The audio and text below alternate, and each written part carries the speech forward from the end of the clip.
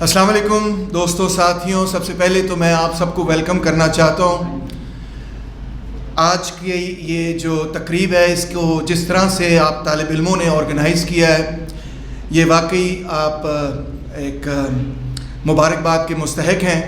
چاروں صوبوں سے یہاں پر لوگ موجود ہیں، پروفیسر حضرات یہاں پر موجود ہیں، اور یہ طالب علموں نے خود اپنے آپ کو آرگنائز کیا ہے۔ اس سے زیادہ امیزنگ بات کوئی نہیں ہو سکتی۔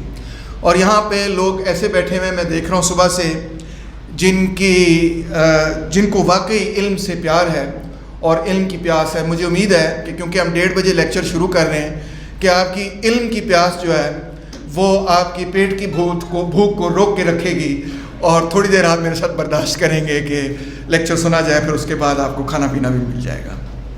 تو لاہور میں ہم کہتے ہیں کہ تخت ہے نا، آپ کو پتہ ہے پنجاب کا، تو لاہور میں ہم کہتے ہیں کہ جنہیں لاہور نہیں ویکھیا وہ جمیا نہیں، کہتے ہیں نا۔ تو یعنی کہ میرے پشتو ساتھی بھی بیٹھے ہوئے ہیں، تو اس کا مطلب یہ ہے کہ جس نے لاہور نہیں دیکھا وہ پیدا ہی نہیں ہوا۔ تو ہم ترقی پسندوں کا یہ جواب ہے، جڑا لاہور جمیا انہیں ویکھیا ہی کچھ نہیں۔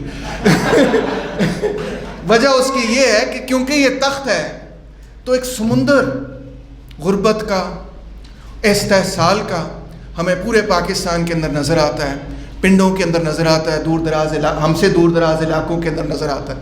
تو ہمارے لیے یہ، اور جب تک ہم اس کے ساتھ نہیں جڑیں گے، ہم ترقی پسند لوگ، تو اس کا مطلب ہے ہماری ترقی پسندی بیکار ہے۔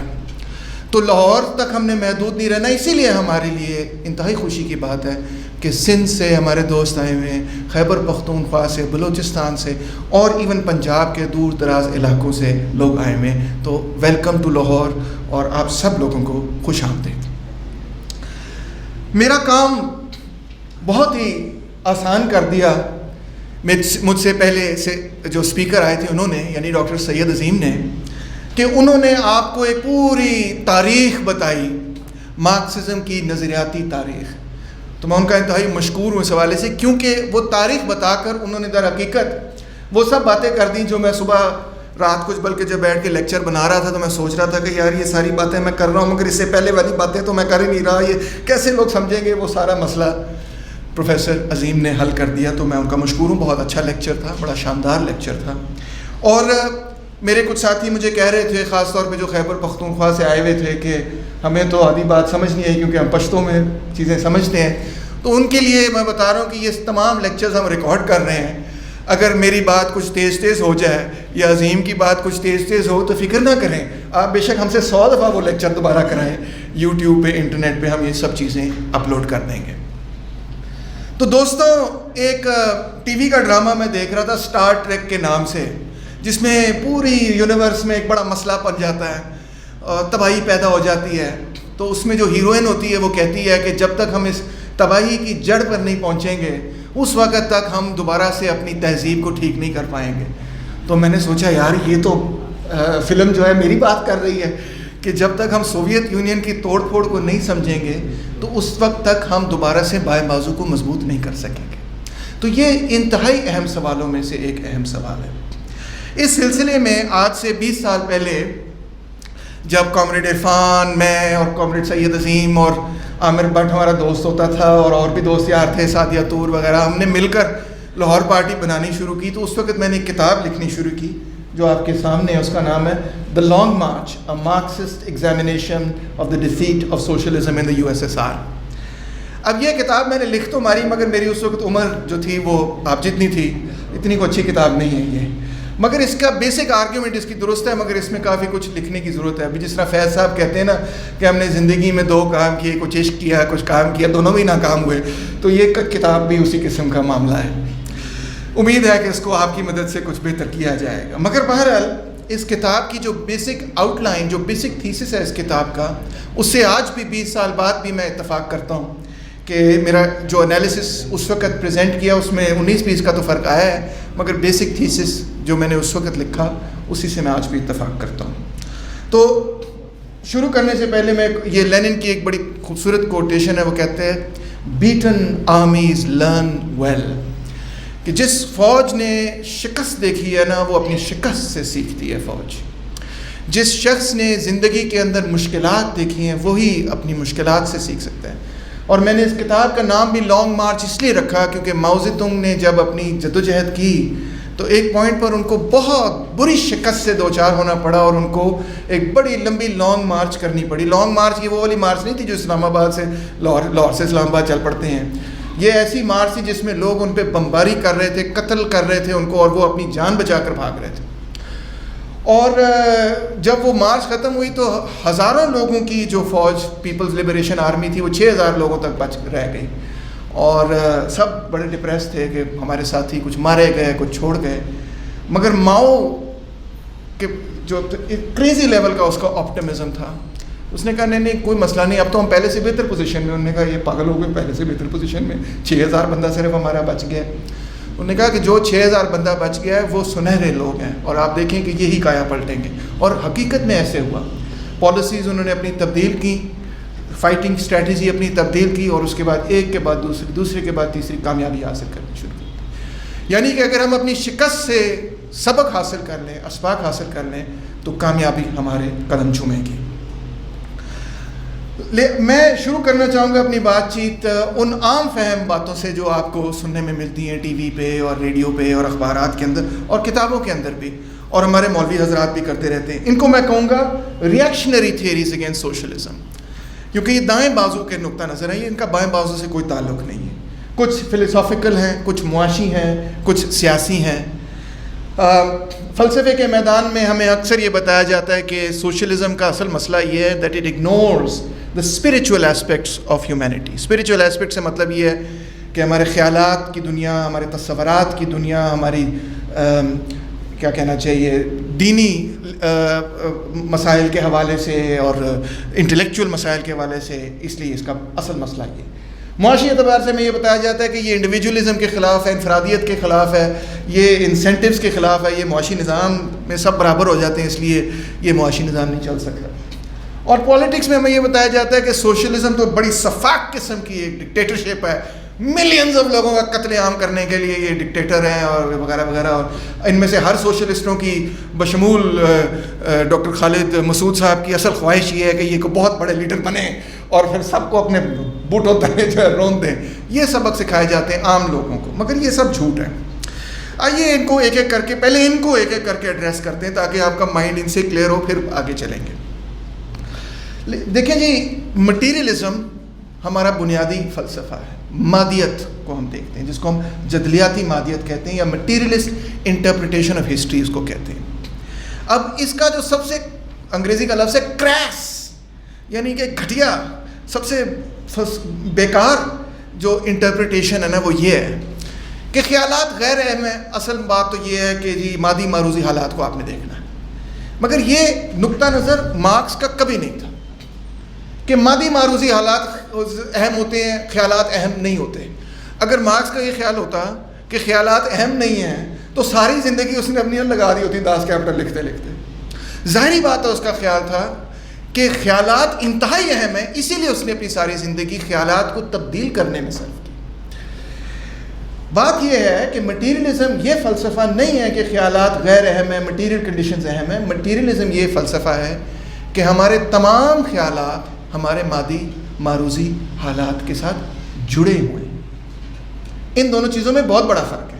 جڑے ہونے سے مراد یہ ہے کہ جو ہمارے ذہن میں خیالات آتے ہیں وہ اس نتیجے میں آتے ہیں کیونکہ جو ہمارے ایکسپیرینسز ہیں, جو ہماری زندگی کے تجربات ہیں, ان پر ہم سوچتے ہیں, ان پر ہم ریفلیکٹ کرتے ہیں, ان کو ہم تبدیل کرنے کے لیے کئی نئے خیالات پیدا کرتے ہیں. وہ کبھی خیالات کامیاب ہوتے ہیں, کبھی کامیاب نہیں ہوتے. یعنی انسانی زندگی میں تمام خیالات جو آئے ہیں وہ در حقیقت ان مادی معروضی حالات کے ساتھ جڑے ہوئے تھے, تمام خیالات. اور دوسری بات یہ کہ تو لہٰذا مارکس کا تصور یہی ہے کہ جب تک ہم کسی گیون پیریڈ آف سوسائٹی میں جو ڈومیننٹ خیالات ہیں, جو کہ اس وقت کی حاکم طبقے کے خیالات ہیں, ان کو جب تک نہیں توڑیں گے اس وقت تک تبدیلی نہیں آئے گی. نظریاتی سٹرگل لہٰذا مارکسزم کے لیے اہم ترین حصہ ہے. ایک حصہ نہیں ہے, سب سے اہم حصہ ہے نظریاتی جدوجہد. مارکس لکھتے ہیں کمیونسٹ مینیفیسٹو میں Does it require deep intuition to comprehend that man's ideas, views, and conceptions? In one word, man's consciousness changes with every change in the conditions of his material existence, in his social relations, and in his social life. کیا اس کے لیے آپ کو بڑی کوئی ٹیٹی فنٹوش science چاہیے اس بات کو سمجھنے کے لیے کہ بھئی جیسے آپ کے حالات تبدیل ہوتے ہیں آپ کے خیالات بھی تبدیل؟ اتنی سادہ سی بات ہے جو سمجھ نہیں پا رہے لوگ، اتنی سادہ سی بات ہے. تو مارکس لکھتا ہے اسی طرح جرمن ایڈیالوجی میں، materialism does not explain practice from the idea but explains the formation of ideas from material practice. ہم ایک مادی دنیا میں رہتے ہیں، اس مادی دنیا میں ہمارے اعمال ہوتے ہیں، ان اعمال کے حساب سے ہی ہمارے خیالات پیدا ہو جاتے ہیں. اچھے وہ ایرسٹوٹل بھی کہتا ہے نا کہ ایکسلنس از اے ہیبٹ. تو ہمارے اعمال کے نتیجے میں ہی ہمارے خیالات پیدا ہوتے ہیں، ہمارے خیالات کے نتیجے میں ہمارے اعمال ہوتے ہیں، مگر ہمارے اعمال ایک مادی دنیا سے جڑے ہوئے ہیں، اور وہ مادی دنیا ہم سے پہلے سے یہاں پہ اس کائنات میں تھی. یہ کائنات آپ کے اور میرے پیدا ہونے سے پہلے تھی، انسانیت کے پیدا ہونے سے پہلے تھی. لہٰذا آبجیکٹو جو چیز ہے، آبجیکٹ جو ہے وہ سبجیکٹ سے پہلے آیا ہے. فلسفے کی زبان میں ہم اس کو کہیں گے کہ مادی دنیا یعنی آبجیکٹو ورلڈ ہمارے تصورات اور خیالات سے پہلے اس نے جنم لیا. ہمارے ہونے سے پہلے بھی ایک دنیا تھی. ہمیں پتہ ہے اس زمانے میں ڈائناسور ہوتے تھے، انسان نہیں ہوتے تھے. سو پلیخانوف لکھتا ہے idealism says that without subject there is no object. یعنی مادی دنیا ہے اس لیے کیونکہ ہم اس کے بارے میں سوچتے ہیں. کتنی عجیب و غریب بات ہے. یعنی ہم کسی چیز کے بارے میں اگر نہ سوچیں تو وہ نہیں ہوگی. اسٹوپڈ بات ہے.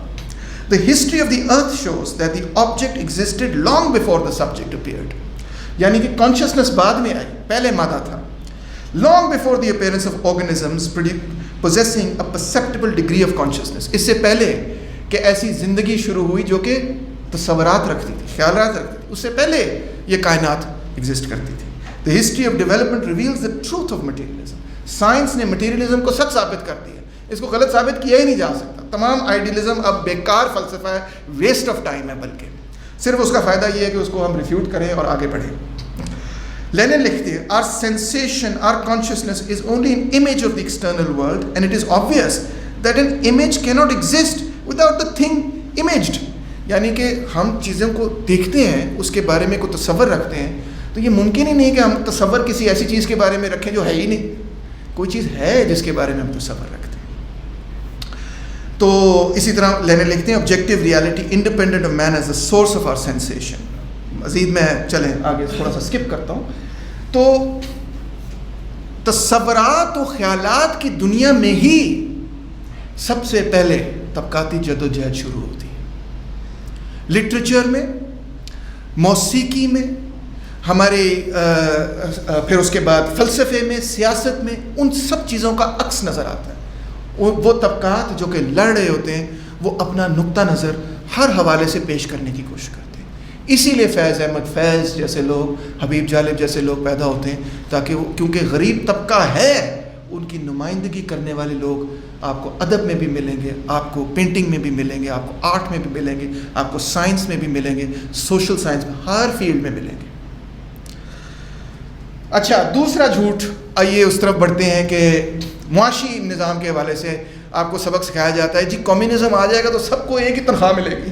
او ہو سب ایک ہی کپڑے پہنیں گے، بلکہ سب کے پاس ایک ہی قسم کا گھر ہوگا، سب کے پاس ایک ہی قسم کی گاڑی ہوگی.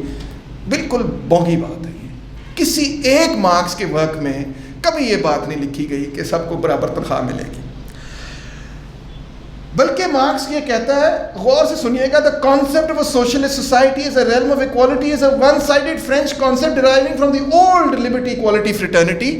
یعنی کہ یہ فرانسیسی انقلاب سے ہمیں تصور ملا ایکوالٹی کا، یہ اس کا ہم جدید کمیونزم سے کوئی تعلق ہی نہیں ہے. A concept which was justified in that in its own time and place. اس وقت اس کی کچھ افادیت تھی. It signified a phase of development. یہ ایک فیز میں ضروری بھی تھا، ایک وقت میں ضروری بھی تھا. But which like all the one-sided ideas of earlier socialist schools ought now to be superseded. مگر اس تصور کو اب ختم کر دینے کی ضرورت ہے، یہ پرانا ہو چکا ہے، یہ فرسودہ ہو چکا ہے. Since they produce nothing but mental confusion. اب اس تصور کو زندہ رکھنے کا مطلب ہے اپنے آپ کو کنفیوز کرنا. And more accurate ways of presenting the matter have been discovered. What communists want is the abolition of all class distinctions. یعنی کہ اب اس سے زیادہ سائنٹیفک طریقے سے ہم اپنا نقطہ نظر پریزنٹ کر رہے ہیں. ہم تمام لوگوں کو برابر نہیں کرنا چاہتے. ہم کیا کرنا چاہتے ہیں؟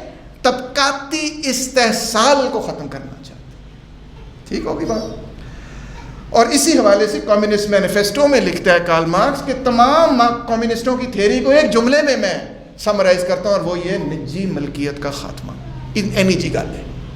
نجی ملکیت کا خاتمے سے مراد یہ نہیں کہ میں آپ اپنا فون مجھے دے دیں. نجی ملکیت سے اس کا مطلب یہ ہے کہ جو فیکٹریاں ہیں, جو ملیں ہیں, جو مینز آف پروڈکشن ہیں, وہ عوام کے کنٹرول میں آنی چاہیے. تو کیا سوشلزم انسان کی فطرت کے خلاف ہے؟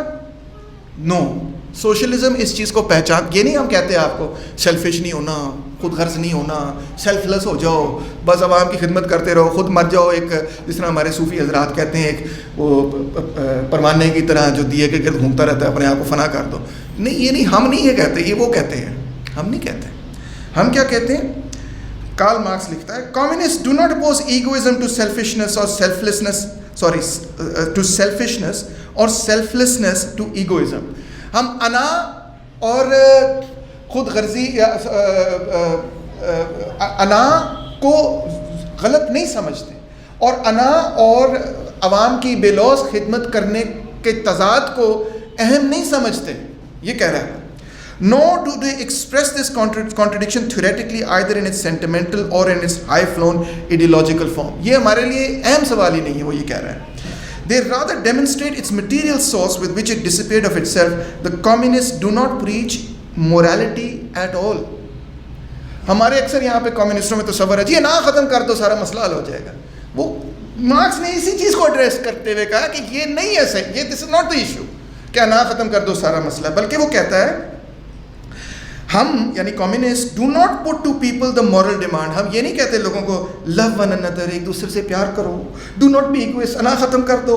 آن the contrary they are very well aware that, اور یہ غور سے سننے والی بات ہے, egoism just as much as selflessness is in definite circumstances a necessary form of self-assertion of individuals. انا بھی ضروری ہے اور بے لوث ہونا بھی ضروری ہے. اب یہ چھوٹا سا ہمارا بچہ یہاں پہ بیٹھا ہوا ہے, انجوائے کر رہا ہے. ہر بچہ جب نہ کرتا ہے اپنے ماں پیو کو, اس وقت اس اپنی انڈیویجویلٹی کا وہ ایکسپریشن کرتا ہے. اس وقت وہ کہتا ہے کہ میری ول جو ہے وہ میرے والدین سے علیحدہ ہے, اور اس وقت اس کی انڈیویجول پرسنالٹی ڈیولپ ہوتی ہے. یہ ضروری ہے اس کے لیے. آپ نے کیا وہ دوست دیکھا ہے جو ہر وہ کام کرنے کے لیے تیار ہو جاتا ہے جو اس کے دوست کہیں؟ وہ کہتے ہیں مرغا بن جاؤ, مرغا بن جاتا ہے. وہ کہتے ہیں تو شرٹ اتار دو, شرٹ دو, کنویں میں چھلانگ مار دو, کنویں میں چھلانگ مار دو. کیا آپ اس کو اپریشیٹ کرتے ہیں؟ نہیں. آپ اس بندے کو اپریشیٹ کرتے ہیں جس کی انڈیویجویلٹی ہوتی ہے, جو کہتے ہیں نہیں میں نے یہ کام نہیں کرنا, یہ میرے لیے اچھا نہیں ہے, میرے لیے برا ہے. اس میں یہ ایبلٹی ہے کہ وہ اپنے انڈیویجول کے لیے بھی کھڑا ہو سکتا ہے. تو مارکسزم انڈیویجویلٹی کے خلاف نہیں ہے. مارکسزم یہ نہیں کہہ رہا کہ نہ ختم کر دو سارا مسئلہ, یہ صوفیزم کہہ رہا ہے. ٹھیک ہے, وہ اور چیز ہے, یہ اور چیز ہے. مارکس یہ کہہ رہا ہے کہ کچھ سچویشنز میں آپ کو خود غرض نہیں ہونا چاہیے, کچھ سچویشنز میں آپ کو دوسرے کی مدد کرنی چاہیے, کچھ سچویشنز میں آپ کو کہنا چاہیے نہ یہ میرے لیے ضروری ہے. اس میں تفصیل میں کسی اور وقت چلا جاؤں گا, مگر سائیکالوجی میں یہ تو بڑی ویل ریکگنائز بات ہے. تو اس سے بھی یہ بات کلیئر ہو جانی چاہیے کہ مارکسزم انا کی فنا نہیں ہے. اچھا, اب ہمیں یہ پٹی پڑھائی جاتی ہے کہ مارکسزم میں یہ ہے کہ سب کو برابر تنخواہ مل جائے. یار ایک مجھے کوئی مارکس کا فکرہ دکھا دو جس میں مارکس نے یہ بات کی ہوئی, کہیں پہ ایسے نہیں ہے. بلکہ مارکس اس کو ڈائریکٹلی خود ایڈریس کرتا ہے کمیونسٹ مینیفیسٹو میں, کہتا ہے it has been objected that upon the abolition of private property, نجی ملکیت کے خاتمے پر یہ اعتراض کیا گیا ہے کہ all work will cease and universal laziness will overtake us, کہ تمام کام ختم ہو جائے گا اور ہم سب گھر پہ بیٹھ جائیں گے. اکارڈنگ ٹو دس, اس کے مطابق بورژوا سوسائٹی یعنی سرمایہ داری نظام تو بہت پہلے اور long ago to have gone to the dogs through sheer idleness, یہ تو کتوں کی سماج بن چکا ہوتا کیونکہ ادھر کو کام ہی نہیں کرتا. وجہ کیا ہے؟ For those of its members who work acquire nothing. جو محنت کرتے ہیں ان کو تو کچھ ملتا نہیں ہے. And those who acquire anything do not work. اور جن کو سب کچھ مل جاتا ہے وہ تو محنت ہی نہیں کرتے. یہ ہمارا سماج ہے آج کا. تو ایسے سماج میں تو پھر ویسے ہی ہمیں کام ہی نہیں کرنا چاہیے تھا. تو بات یہ ہے کہ لینن نے بڑا کلیئرلی لکھا, مارکس نے بھی لکھا, سب نے لکھا کہ سوشلسٹ سماج میں تنخواہ جو آپ کو ملے گی, جو آپ کو پیسے ملیں گے, اس کے یہ اصول ہیں. He who does not work neither shall he eat. جو کام نہیں کرے گا وہ کھائے گا بھی نہیں. لو جی، اس سے زیادہ سخت بات کیا ہو سکتی ہے؟ کام کرو گے تو اناج ملے گا. یہ لینن کا فکر ہے، میرا نہیں ہے. ناراض نہ ہونا، گھبرانا بھی نہ ہو. An equal amount of products for an equal amount of work کہہ رہا ہے لینن. تو آئیے سوویت یونین کا ویج سسٹم آپ کے سامنے رکھتا ہوں. سوویت یونین کا ویج سسٹم یہ ہے کہ سب سے پہلے ان کی ہوتی تھی بیسک ویج، جس کو وہ کہتے تھے اسٹاف کا. ان کی دو قسم کے ویج سسٹم تھے. ایک ان کا تھا سسٹم جو کہ کام کے حساب سے تھا، اور دوسرا ان کا وقت کے حساب سے. تو ایک ہوتی تھی ان کی بیسک ویج، وہ کس چیز پہ ڈپینڈنٹ ہوتی تھی کہ کتنے سال آپ کام کرتے رہے، کیا آپ کی ایجوکیشن لیول ہے، اور لوکیشن کیا ہے. لوکیشن اگر بہت مشکل ہے، آپ کو دور دراز علاقے میں بھیجا جا رہا ہے، تو اس کے لیے آپ کو پیسے زیادہ ملتے ہیں. اگر آپ کی تعلیم زیادہ ہے تو آپ کو پیسے زیادہ ملیں گے. اگر آپ کا تجربہ زیادہ ہے تو آپ کو پیسے زیادہ ملیں گے. سیدھی سی بات ہے. اس کے بعد ٹائم ورکرز ہوتے تھے، جو کہ وقت کے حساب سے ان کو پیسے دیے جاتے تھے کہ اگر آپ نے 8 گھنٹے دیے تو اتنے پیسے، اگر آپ نے 16 دیے تو اتنے پیسے، اگر آپ نے جتنے گھنٹے کام کیا اتنے پیسے. اور پھر اس کے علاوہ آپ کو بونس ملتی تھی. بونس کیا ہوتی تھی کہ آپ کو انڈیویجول اگر آپ کو چیز پروڈیوس کرے، اس کا کوٹا ہوتا تھا کہ اتنی آپ نے یہ چیز پروڈیوس کرنی.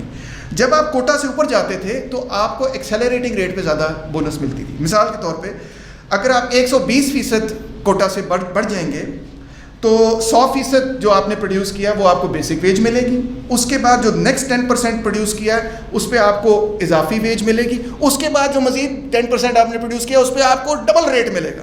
اس کے بعد 10% پہ ٹرپل ریٹ ملے گا. اس کے بعد 10%، مطلب جتنا زیادہ آپ پروڈیوس کریں گے اتنے زیادہ پیسے کماتے چلے جائیں گے. تو اس سے بالکل صاف بات ہو جانی چاہیے کہ یہ تو ہے ہی جھوٹ کہ گھر بیٹھ جاؤ گے تو سب کچھ مل جائے گا. ایسا نہیں تھا. کام کرو گے تو ملے گا. اور میں سمجھتا ہوں کہ میریٹوکریٹک سسٹم تھا کہ جتنا جو محنت کرے گا اس کو اتنا ہی اس کا صلہ ملے گا. سرمایہ داری نظام کی طرح نہیں تھا کہ اگر آپ امیر خاندان میں پیدا ہو جائیں تو جو مرضی کریں آپ امیر ہی رہیں گے. ہمیں یہ سکھایا جاتا ہے کہ جس سرکار سوویت یونین تو بڑا ہی بیکار تھا، وہاں کوئی انوویشن نہیں ہوتی تھی. تو میں نے یہ کیا کیا کہ میں نے ایک لسٹ تیار کی. آپ اندازہ کریں کتنی اسٹوپڈ آرگیومنٹ ہے کہ ایک چیز سپر پاور ہے، ایک ملک سپر پاور ہے، اس کے بارے میں یہ کہا جا رہا ہے امریکہ سے یورپ سے پورے مقابلہ کر رہا ہے، اس کے بارے میں کہا جا رہا ہے کہ یہاں انوویشن نہیں ہوتی تھی. انوویشن دیکھیں، لسٹ دیکھ رہا ہوں. Nobel price in physics and chemistry 1956 میں جیتا، 58 میں جیتا، 62 میں جیتا، 64 میں جیتا، 78 میں جیتا. یہ انوینشنز ہیں جی سوویت یونین کی. 1918 میں air ionizer, theremin, constructivist architecture, flying wing, primordial soup hypothesis, interlaced video, graphical sound, light emitting diode, یہ تو میں نام بھی نہیں بنا سکتا ہے، PO2 biplane, gene pool, ریبیج، blood transfusion, teletank, artificial diamond بنایا انہوں نے، electric rocket motor, blood banks, single lift rotor helicopter, paratrooping, pressure suit, hypergolic rocket propellants, rhythmicon, مجھے تو پتہ نہیں ہوتا کیا ہے وہ، ڈرم مشین، ٹھیک ہے جی، flame tank, post constructivist architecture, postal code انہوں نے بنایا، چلڈرنز ریلویز، پھر ایک ٹیپسیٹون، مجھے یہ this is also musical instrument جو بڑا ویئرڈ قسم کا ہے، underwater welding, human kidney transplant, sampling theorem, tandem rotor helicopter, Stalinist architecture, Tupolev AN-T-20 بڑا زبردست جہاز تھا وغیرہ وغیرہ. میں کیا کروں، یہ ابھی میں 1930s تک ہی پہنچا ہوں. اگر میں چلتا رہوں گا تو آپ تھک جائیں گے، پورا لیکچر ہی میرا اس پہ چلا جائے گا. یہ دیکھیں یہ 1930s کی انوینشنز ہیں، یہ 1940s کی انوینشنز ہیں، یہ 1950s کی انوینشنز ہیں، یہ اور یہ کٹنگ ایج انوینشنز ہیں، ٹھیک ہے، جس نے دنیا تبدیل کی. اسپیس میں تو سب جانتے ہیں کہ ساری اسپیس ریس ہی انہوں نے لیڈ کی. راکٹ بوٹس انہوں نے بنائے، ری انٹری کیپسول بنایا، ہیومن اسپیس فلائٹ ان کی ایجاد تھی، anti ballistic missile, space food, space suit, tsar bomb, platform screens وغیرہ وغیرہ. یہ دیکھیں جی یہ 1960s کی انوینشنز چلی جا رہی. وینس لینڈر، سیمی کنڈکٹرز وغیرہ 1970s کی چلی جا رہی ہیں. یہ جو موبائل فون ہے نا سب سے پہلے سوویت یونین نے ایجاد کیا تھا، یہ بھی آپ کو نہیں پتا ہوگا. اور یہ جو انٹرنیٹ ہے نا یہ امریکہ نے بعد میں ایجاد کیا تھا، پہلے سوویت یونین نے اس کو ایجاد کرنا شروع کیا تھا وغیرہ وغیرہ. یہ 70s کی انوینشنز ہیں، یہ 80s کی انوینشنز ہیں وغیرہ وغیرہ، ٹھیک ہے. اس کے بعد سوویت یونین ٹوٹ گیا. تو اس سے صاف ظاہر ہو جانا چاہیے کہ یہ اہم بونگیاں مار رہے ہیں آپ کو جو سنا رہے ہیں کہ جیسے سوویت یونین میں کوئی انوویشن ہی نہیں تھی. It's simply not true. کیسے ہو سکتا ہے کہ وہ امریکہ اور پوری ایک سپر پاور ہو اور وہاں پہ کوئی انوویشن ہی نہ ہو رہی ہو، وہاں کوئی سائنٹیفک ڈیولپمنٹ اور پروگریس ہی نہ ہو رہی ہو؟ ہے ہی نہیں. اب ہم تیسری طرف آتے ہیں کہ یہ ہمیں کہا جاتا ہے کہ یہ بڑی شفاف قسم کی ڈکٹیٹرشپ ہے. وہ تو خود کہتے ہیں مارکسسٹ کہ ہم ڈکٹیٹرشپ قائم کرنا چاہتے ہیں. بھائی ہم ڈکٹیٹرشپ ایک طبقاتی اقتدار کی بات کر رہے ہیں. ہم یہ کہہ رہے ہیں کہ وہ طبقہ جب اقتدار قائم کرے گا جو کہ مظلوم, محروم اور غریب طبقہ ہے اور استحصال زدہ طبقہ ہے, تو پھر اصل جمہوری سماج شروع ہوگا. یعنی ڈکٹیٹرشپ آف دا پرولیٹیریٹ ہمارے لیے اس طبقے کی حکمرانی ہے جو کہ اکثریتی طبقہ ہے. اکثریت جب اقتدار حاصل کرے گا تب جمہوری سماج قائم ہوگا, نہ کہ ایک استحصال کرنے والا اقلیتی طبقہ کے اقتدار کو جمہوریت سمجھا جانا چاہیے. اب بڑا پراپیگنڈا ہوا ہے جی کمیونزم پر کہ انہوں نے تو پتہ نہیں کتنے لوگوں کا قتل عام کیا, یہ کیا وہ کیا. میں ذرا اس کو ذرا سا دیکھتا ہوں. ایک کتاب جو بڑی عام ملتی ہے اس کا نام ہے دا بلیک بک آف کمیونزم, اور اس پہ ایک ٹویٹ بھی بنی ہوئی ہے جو آپ لوگوں نے اکثر دیکھی ہوگی کہ 100 ملین بندہ انہوں نے مارا ہے کمیونسٹوں نے. سنی نا آپ نے یہ. اب آپ کو یہ نہیں پتا ہوگا کہ بلیک بک آف کمیونزم جو ہے اس کو اب جس لوگوں نے اس کو لکھا اس نے خود اس کو ڈسون کر دیا کہ یہ ہم نے جھوٹ موٹ لکھا تھا. مثال طور پہ ہسٹورینز نکولس برتھ جنہوں نے USSR پہ چیپٹر لکھا, اور جان لوئی مارگولین جنہوں نے چائنا پہ چیپٹر لکھا, ان دونوں نے کتاب کے شائع ہونے کے بعد یہ لکھا کہ ہم اس کتاب کے نتیجے سے اختلاف کرتے ہیں. اس کی وجہ یہ ہے کہ جو ایڈیٹر تھا اسٹیفان کوٹوا, وہ جان بوجھ کے ہمیں پش کر رہا تھا کہ بڑے سے بڑا نمبر دیا جائے تاکہ میں 100 ملین ثابت کر سکوں. انہوں نے کہا یہ ریسرچ نہیں ہے, یہ تو ایم ہی جان بوجھ کے نمبرز کو انفلیٹ کیا گیا.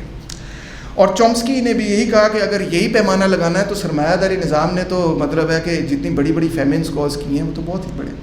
آؤ ذرا یہ اس چارٹ کو دیکھیں. سوری لیٹر بہت چھوٹے ہو گئے. کسی بھی ہسٹورین میں کوئی اتفاق ہی نہیں ہے ان معاملات پہ. جس کا جو دل چاہتا ہے وہ نمبر دے دیتا ہے. کوئی کہتا ہے 1 لاکھ بندہ مارا, کوئی کہتا ہے 7 لاکھ بندہ مارا, کوئی کہتا ہے 7 ملین مارا, کوئی کہتا ہے 60 ملین مارا. وہ ٹوٹل کنفیوژن. 1978 میں ٹاڈ کلبرٹ نے کہا 100 ملین ہے. 1985 میں جان لنچوفسکی نے کہا 60 ملین ٹو 150 ملین ہے. 93 میں زیبگنو برزھنسکی نے کہا 60 ملین ہے. سارا ڈیویز اور جیمز ہیرس گیٹسی نے کہا 1 ملین ہے. روڈولف رومیل نے کہا 110 ملین ہے. اسٹیفن کوٹوا نے کہا 100 ملین ہے. ملنے نے کہا 799,000 ہے. بینجامن ویلنٹینو نے کہا 21 ملین ہے, یا 70 ملین بھی ہو سکتا ہے. پھر روڈولف رومیل نے اپنے نمبرز کو ریوائز کیا کیونکہ پہلے انہوں نے نمبر جو دیا ہوا تھا وہ 110 ملین تھا. انہوں نے کہا نہیں 50 ملین اور ڈال دو, 148 ملین کر لیا. اسٹیون روزن فیلڈ نے کہا 60 ملین ہے. میتھیوز نے کہا 70 ملین ہے. ایلیکس بیلمی نے کہا 6.7 ملین ہے. جولیا اسٹراؤس نے کہا 20 ملین ہے. Victims of communism memorial foundation کہتا ہے 42 ملین بھی ہو سکتا ہے, 161 ملین بھی ہو سکتا ہے. اسٹیون کاٹکن کہتا ہے 65 ملین ہے. کسی پتہ ہے یہ نمبر کیسے ہوتے ہیں؟ یہ دیکھیں میں آپ کو بتاتا ہوں یہ نمبر کیسے. یہ ٹوٹل فراڈ ہے خالد صاحب. یہ نمبر اس طرح کرتے ہیں کہ شروع کرتے ہیں اچھا جی 1917 میں اتنی آبادی تھی. اچھا اس آبادی کا میکسیمم جو ایسٹیمیٹ ہے وہ لیتے ہیں. اب 1917 میں آپ سوچ سکتے ہیں کہ آبادیوں کا ایسٹیمیٹ کس طرح لگایا جاتا ہوگا. نہ تو انٹرنیٹ تھا, نہ ٹیلی فون تھا, نہ ٹیلی گراف تھا. دیہات میں جا کے لوگ کہتے تھے جی کتنے لوگ کے گھنے, وہ کہتے ہیں جی میرا خیال ہے جی 1000 ہے. وہ ٹھیک ہے جی 1000. اس طرح سے مطلب بہت انیکوریٹ طریقہ تھا. تو پہلے وہ سب سے ہائیسٹ ایسٹیمیٹ لیتے ہیں کہ 1917 میں اتنے لوگ تھے. پھر وہ کیا کرتے ہیں کہ اس پیریڈ کے اندر جو سب سے ہائیسٹ گروتھ ریٹ ہے نا وہ لے لیتے ہیں کہ اس پیریڈ کے اندر آبادی 3% پہ گرو کر رہی تھی. حالانکہ 6 اور لوگ, کوئی کہہ رہا ہے 2% پہ کر رہی تھی, کوئی کہتا ہے 2.5 پہ کہہ رہی تھی, کوئی کہتا ہے 3. جو سب سے ہائیسٹ ہے نا وہ لے لیتے ہیں 3%. اچھا پھر اس میں سے نکالتے ہیں کہ 1917 کے اندر اگر اتنی آبادی تھی اور 3% پہ گروتھ ریٹ ہوتا تو 1980 میں اتنی آبادی ہونی چاہیے تھی. ٹھیک ہے. اب وہ کہتے ہیں سوویت یونین والے یہ کہہ رہے ہیں کہ نہیں جی اتنی آبادی تو نہیں, ہماری تو اتنی آبادی. اس کا مطلب ہے یہ سارے بیچ میں جو لوگ ہیں یہ انہوں نے قتل کیے. یار اس سے زیادہ سٹوپڈ کو طریقہ ہو سکتا ہے کہ آپ جو ہے وہ یہ ڈٹرمن کریں کہ کتنے لوگ قتل ہوئے ہیں کتنے لوگ قتل نہیں ہوئے. یہ تو کوئی طریقہ ہی نہیں ہے. اس کے حساب سے تو آپ یہ بھی ثابت کر سکتے ہیں کہ امریکہ کے اندر پتہ نہیں کتنے لوگ ٹرمپ نے قتل کر دیے ہیں. 600,000 تو ویسے کووڈ سے ہی مر گئے ہیں بیچارے. مگر بہرحال اس طرح سے آپ کچھ بھی ثابت کر سکتے ہیں. یہ نمبر فجنگ ہے ساری, اور یہ سب چلاکیاں ہیں. انفیکٹ اس پہ بہت ہی خوبصورت آرٹیکل اٹسا پٹنائک نے لکھا. انہوں نے یہ ثابت کیا کہ وہ کہتی ہیں کہ جو نمبرز آپ دے رہے ہیں نا وہ اتنے فراڈیلنٹ ہیں کہ جن لوگوں کو آپ گن رہے ہیں کہ کمیونسٹوں نے ان کو قتل کیا ہے وہ پیدا ہی نہیں ہوئے ہیں. جی ہاں, انہوں نے ثابت کیا انہی کے اعداد و شمار کو دیکھتے ہوئے مسعود صاحب, انہی کے جن لوگوں نے یہ اسٹڈی لکھی انہی کے اعداد و شمار کو لیتے ہوئے انہوں نے کہا کہ آپ کے اپنے اعداد و شمار یہ بتا رہے ہیں کہ برتھ ریٹ جو ہے وہ گر رہا ہے. پرانے زمانے میں اونچا تھا, پھر آہستہ آہستہ گر رہا ہے. جو اگر برتھ ریٹ گر رہا ہے تو اس کا مطلب ہے یہ لوگ پیدا ہی نہیں ہوئے. انہوں نے کہا کہ جو آپ کہہ رہے ہیں اس میں سے 19 ملین لوگ تو پیدا ہی نہیں ہوئے چین میں. پھر وہ کنکلوڈ کرتی ہیں, the Chinese are highly talented people, بڑے ہوشیار لوگ ہیں, but they have not learned the art of dying without being born. مگر ایون چینی جو ہے نا, انہوں نے ابھی تک یہ ہنر نہیں سیکھا کہ پیدا ہوئے بغیر قتل کس طرح انسان ہو سکتا ہے. اتنی ابسرڈ بات, ٹھیک ہے. تو ان بونگیوں پہ نہیں جانا آپ نے. دوسری طرف اگر آپ رشین سے خود پوچھیں, ان سٹیزن سے پوچھیں, چائنیز لوگوں سے پوچھیں, سوویت یونین کے لوگوں سے پوچھیں, تو وہ کیا کہتے ہیں؟ 75% آف رشین سے Soviet area was the greatest time in countries history.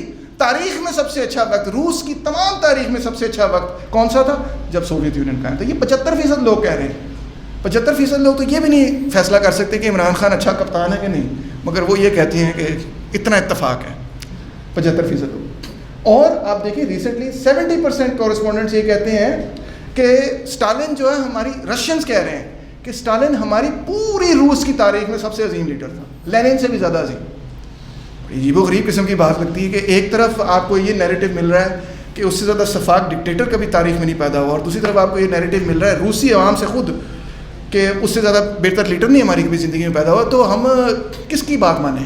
ان لوگوں کی بات مانیں جو سماج میں رہتے ہیں, جنہوں نے وہ تجربات کی ہیں, یا ان لوگوں کی بات مانیں جو کہ امریکہ میں بیٹھ کے تو طرح طرح کی فنڈنگ لے کے انفلیٹڈ فگرز لگاتے رہتے ہیں, جو کولڈ وار کے اندر ایک اپنا کردار ادا کرنا چاہتے ہیں. آئیے اب ذرا احمد نے ٹروٹسکیزم کا ذکر کیا تو میں کچھ ٹروٹسکیزم پہ بھی بات کر لوں. سب سے پہلی بات تو یہ کہ ٹروٹسکی جو تھا نا وہ ایک مینشوک تھا, وہ کبھی بھی بولشوک نہیں تھا. تاریخ اٹھا کے دیکھ لیں, آپ کو پتہ چل جائے گا. اور مینشوزم سے وہ جس چیز پہ اتفاق کرتا تھا وہ یہ تھی بات کہ کسانوں کو, وہ عظیم نے بھی یہ بات کی تھی, کسانوں کو وہ انقلابی نہیں سمجھتا تھا. وہ کہتا تھا کسان جو ہے نا وہ رد انقلاب کریں گے. اس کی وجہ یہ تھی کہ فرینچ ریولوشن میں ہاں کچھ کسانوں کا رد انقلاب پہ کچھ کردار تھا. اس وجہ سے وہ یہ کہتا تھا کہ کبھی بھی پاکستان, انڈیا, ویتنام, چین, یہ وہ, ایون رشیا کے اندر جو بھی انقلاب ہو جائے کچھ نہیں ہو سکتا جب تک یورپ میں انقلاب نہ ہو. ہاں جی. اور وجہ کہ وہ وہاں پہ کسان ہیں زیادہ. پڑھ لیں آپ. It is in this, the proletariat would come into hostile collision not only with all the bourgeois groupings which supported the proletariat during the first stages of the revolutionary struggle, but also with the broad masses of the peasantry with whose assistance it came to power. یہ ٹروٹسکی لکھ رہا ہے کہ پرولتاریہ اور کسانوں کا hostile تضاد ہوگا, لڑائی ہوگی, سول وار ہو جائے گی. اگر پرولتاریہ نے اقتدار لیا تو کسان اس کے خلاف ہو جائیں گے. کتنی پونگی بات ہے شاکر صاحب. اور کہتے ہیں یہ مسئلہ صرف تب حل ہوتا ہے, ٹروٹسکی کہتا ہے, اگر یورپ میں انقلاب ہو جائے. یورپ پھر ہمیں امداد دے گا تو پھر یہ مسئلہ حل ہو سکتا ہے. عقل کو ہاتھ مارو, جاہلوں والی باتیں نہ کرو. اور یہ جاہلوں والی باتیں ہمیں یہاں اس طرح پڑھائی جاتی ہیں جیسے کہ بہت بڑا کوئی فلسفہ ہے. پوری 20ویں صدی کی تاریخ آپ اٹھا کے دیکھ لیں, کسانوں کے انقلابی کردار آپ کو نظر آ جائیں گے. ویتنام, چین, کیوبا وغیرہ, یہاں پہ تلنگانہ اور حیدرآباد دکن کی اسٹرگل, اور یہاں پہ کسان کمیٹیز وغیرہ ساری. حش نگر, یہ وہ ہم کیا کہیں تھے, حش نگر والے جو ہیں وہ ادھر جو ہمارے کامریڈ حش نگر سے آئے ہیں اور کامریڈ عرفان کی لڑائی ہو جائے گی. پاگلوں والی بات ہے. تو یہ تھیوری ہسٹری نے اس کو غلط ثابت کر دیا. آگے بھی دیکھیں, وہ کہتے ہیں without direct state support from the European proletariat, the working class of Russia will not be able to maintain itself in power and to transform its temporary rule into a lasting socialist dictatorship. This we cannot doubt for an instance. اتنا euro centric thinker تھا یہ کہ وہ یہ سمجھتا تھا کہ Europe میں اگر انقلاب نہ ہوا تو دنیا میں کہیں انقلاب ہو گیا تو وہ کامیاب ہی نہیں ہو سکتا. اور اس کو ہم سمجھ رہے ہیں کہ یہ بڑا کو فلسفہ ہے, جی بڑا کو فلسفہ ہے. یہ ٹوٹل یورو سینٹرک آئیڈیا ہے. کیا پوری انسان کی تاریخ یورپ کے گھومتی ہے؟ کیا ہماری کوئی ایجنسی نہیں ہے؟ کیا ہم اپنی تاریخ نہیں تبدیل کر سکتے؟ ہم اپنے آپ کو بہتر سماج نہیں بنا سکتے؟ پھر تھوڑا سا اسکپ کرتے ہوئے وہ کہتا ہے the Russian revolution will throw itself against the capitalist Europe. کہتا ہے روسی انقلاب کے لیے سب سے اچھا یہ ہے کہ وہ یورپ کے اوپر اپنے آپ کو پھینک دے, اپنے آپ کو تباہ کر لے بے شک یورپ میں انقلاب کرنے کے لیے. ایک طرف سے آپ کہتے ہیں کہ ریولیوشن کی ناٹ بی ایکسپورٹڈ, دوسری طرف سے آپ کہتے ہیں کہ لال فوج جو ہے نا وہ چڑھ جائے یورپ کے اوپر اور انقلاب ہو جائے گا. کیسی کانٹریڈکٹری باتیں. اچھا ہم پہ تنقید یہ ہوتی ہے کہ جی آپ تو برجوازی کے پیچھے پیچھے چلتے ہیں, آپ کمیونسٹ جو ہیں, اور خود پیپلز پارٹی میں جا کے بیٹھ جاتے ہیں اور کہتے ہیں ہمیں یہ بھائی انقلابی پارٹی سب سے بڑی انقلابی پارٹی یہ ہے. کانٹرڈکشنز اپون کانٹرڈکشنز آپ کو نظر آ رہی ہیں. اچھا جی آئیے ذرا لینن کو اس کے مقابلے میں پڑھتے ہیں, اس کی دیکھیں کتنی اس کی بہتر انٹیلیجنٹ گفتگو ہے. کہتا ہے uneven economic and political development is an absolute law of capitalism. سرمایہ داری نظام میں لاہموار ترقی ہوتی ہے. Hence the victory of socialism is possible first in several or even in one capitalist country alone. صاف لکھا ہوا ہے. اس وجہ سے سوشلزم پہلے ایک ملک میں پیدا ہوگا, آفٹر ایکسپلوئٹنگ, اور پھر ایک ملک سے وہ دوسرے ملکوں میں پھیلے گا.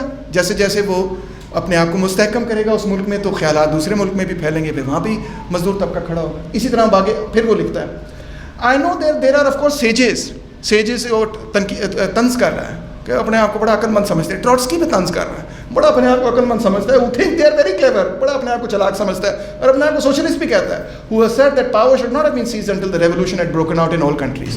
جو یہ کہہ رہے ہیں کہ تمام ملکوں میں انقلاب ہوگا تو پھر آپ کو اقتدار حاصل کرنا چاہیے تھا.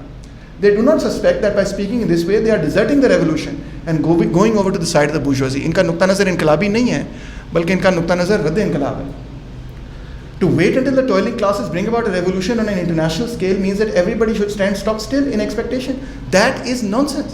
یعنی کہ اگر ہم نے یہی انتظار کرنا ہے کہ انٹرنیشنل ریولوشن ہوگا پھر ہم پاکستان میں انقلاب شروع کریں گے, تو یہ تو سارے وہ بھی انتظار کریں گے پاکستان میں انقلاب ہو تو ہم شروع کریں گے, دوسری طرف بھی وہی انتظار کر رہے ہیں, تو سارے انتظار ہی کرتے رہیں گے. تو بونکی بات ہے.